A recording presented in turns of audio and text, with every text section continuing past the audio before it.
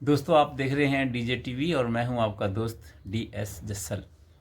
आज हम बात करते हैं शुक्रवार का वार बिग बॉस 16 का, जो कि सलमान खान के बिना फीका रहा, फीका। जिस तरह से सब्जी के अंदर नमक नहीं होता तो एक बेस्वादी सी सब्जी बन जाती है, ठीक वैसा ही सलमान जी के बिना कल का बिग बॉस रहा। फराह खान फराह खान ठीक है, उन्होंने कोशिश की, बहुत सा तामझाम भी किया गया, मीका जी को भी लेके आए, अनिल कपूर जी को भी लेके आए, टास्क भी किए गए, लेकिन एक वो जो आवाज़ आती है, प्रियंका तुम हीरोइन का मटेरियल हो, वो तो मिसिंग थी। तो सलमान जी, आप कैसे भी करके कृपया वीकेंड के बार में ज़रूर आएँ, जनता आपको देखना चाहती है। तो कल के एपिसोड के बारे में आज हम थोड़ी चर्चा करते हैं, बहुत लंबा नहीं करेंगे वीडियो को। कल के एपिसोड के अंदर 2-3 टास्क करवाए गए। तो एक तो मीका जी को अंदर भेजा गया, जिन्होंने अपना एक गाने गाने के अंदाज के अंदर टास्क किया, और कंस्टेंटेंट के जो प्रतियोगियों थे उनके कलाई पे एक बिजली का करंट, 440 वोल्ट का करंट नाम दिया गया उसको। तो उसमें सभी प्रतियोगियों ने, होता ही है, मंडली एक तरफ होती है, प्रियंका और टीना और अर्चना ये एक तरफ होते हैं, तो वो एक दूसरे की बुराइयां करते हैं और वो करंट दिया जाता है उनको, है ना।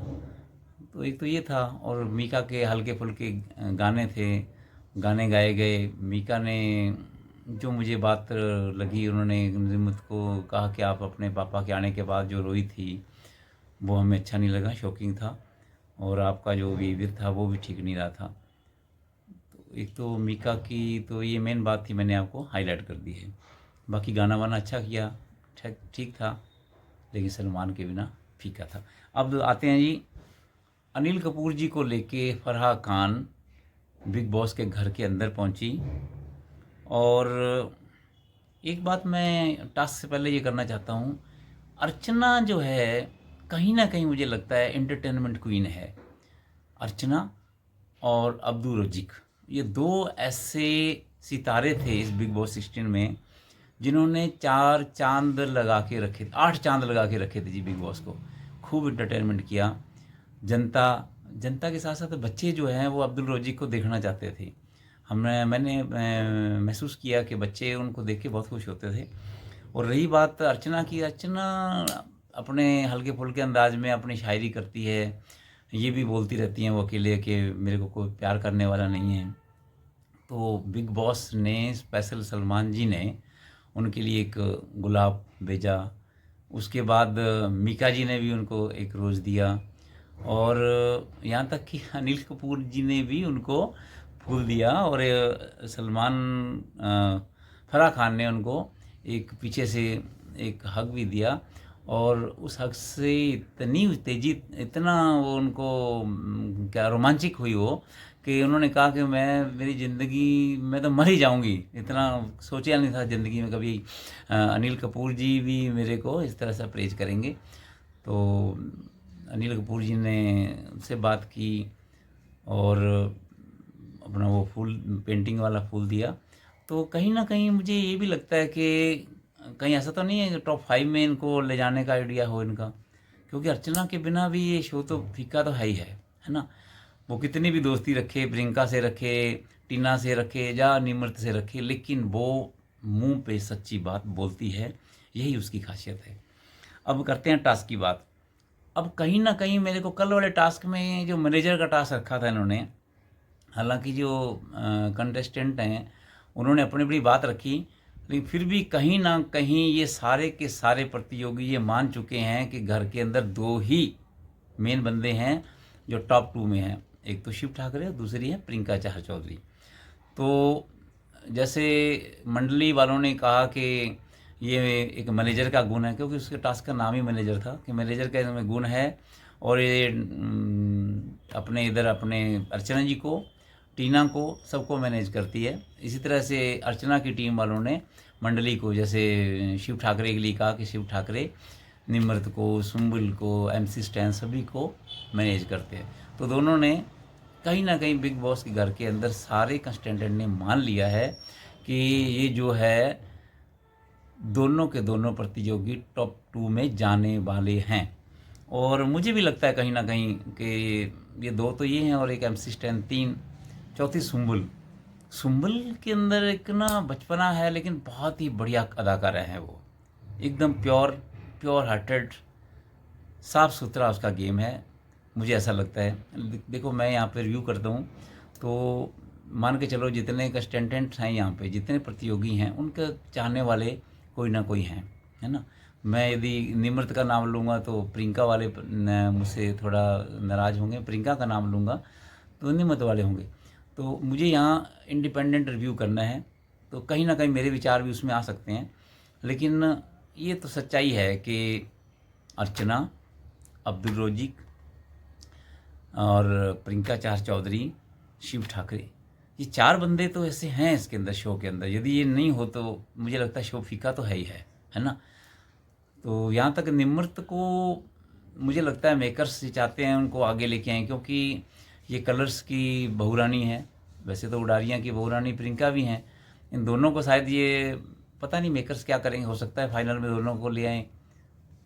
अभी ये तो आने वाला टाइम बताएगा क्या होता है, लेकिन मुझे कहीं ना कहीं लगता है अर्चना को तो कलर्स वाले जो हैं ये आगे लाना चाहते हैं। तो ये तो था एक टास्क, तो मीका जी के साथ था। दूसरा अनिल कपूर जी के टाइम में हुआ जो मैनेजर का टास्क था। इसके बाद में क्लास ली गई जी, जो क्लास लेते हैं सलमान जी, उसका तो अंदाज ही अलग होता है। फराह खान ने भी क्लास ली।